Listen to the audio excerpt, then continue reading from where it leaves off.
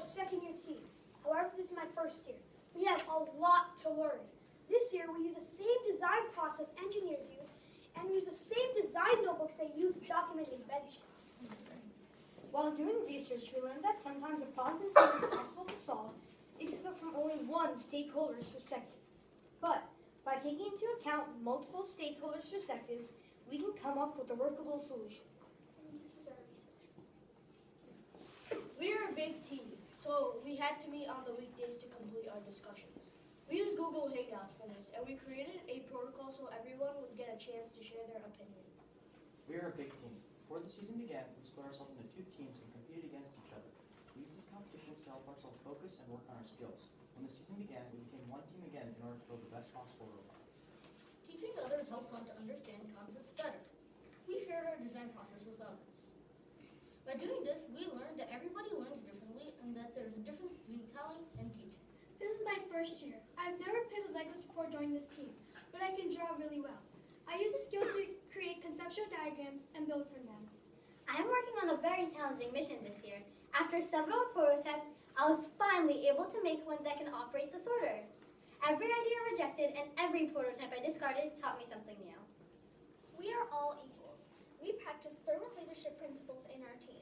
In our team, the primary goal of a leader is to serve. We use leadership roles to improve our leadership skills such as communication, planning an agenda, and coordinating with others. Thank you. Good. I'm good too. All right, so we have more time for questions. Why don't you move your project back a little bit and have a seat so we can all talk.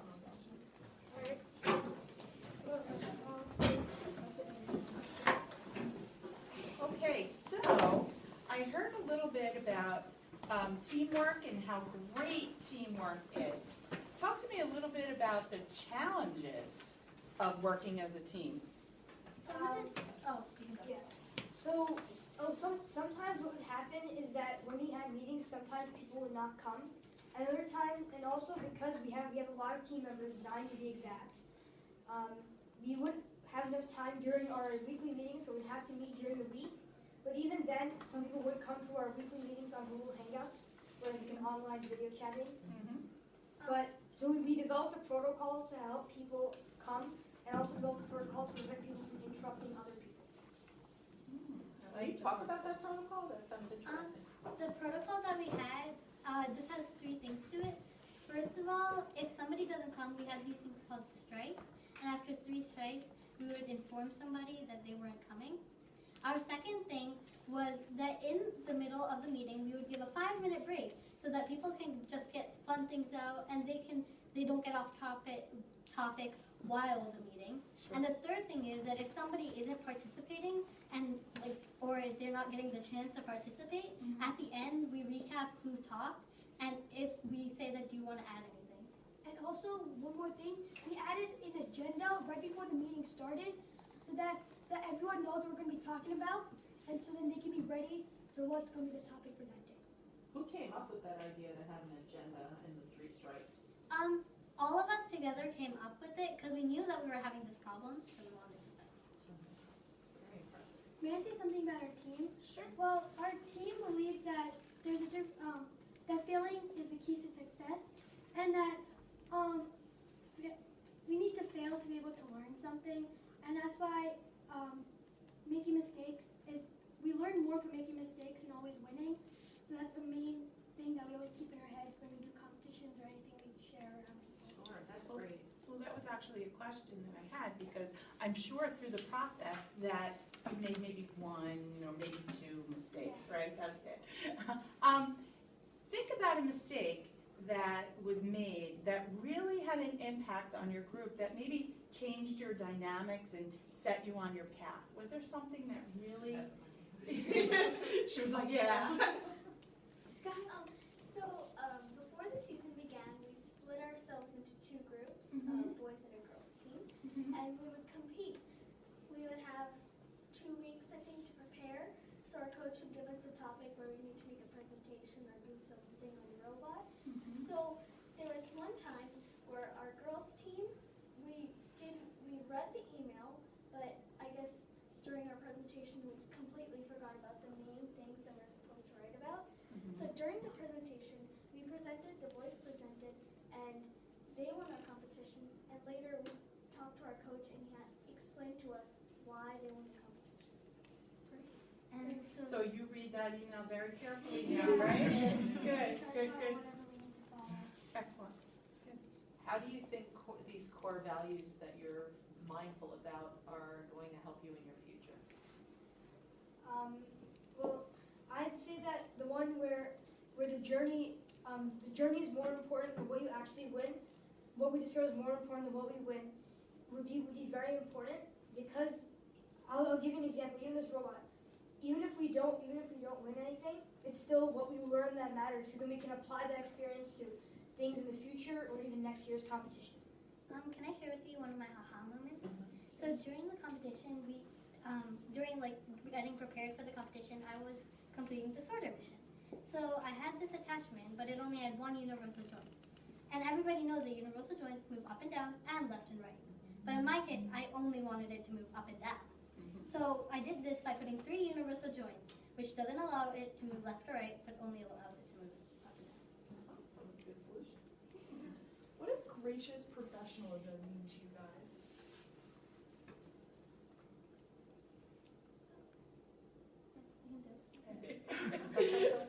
Well, for us,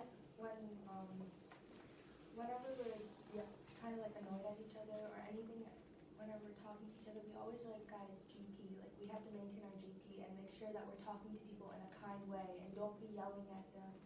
And also, by showing gracious professionalism, even in these competitions that we had in the summer, by showing gracious professionalism, we didn't gloat about our successes to the other sub team. We just said, okay, good, okay, we did a good job, and also we said congratulations to the other team. We moved on to the next thing that we had. And also, continue to his, whenever our team won, we share our experiences with the other team. Like our core values, we share experiences with others.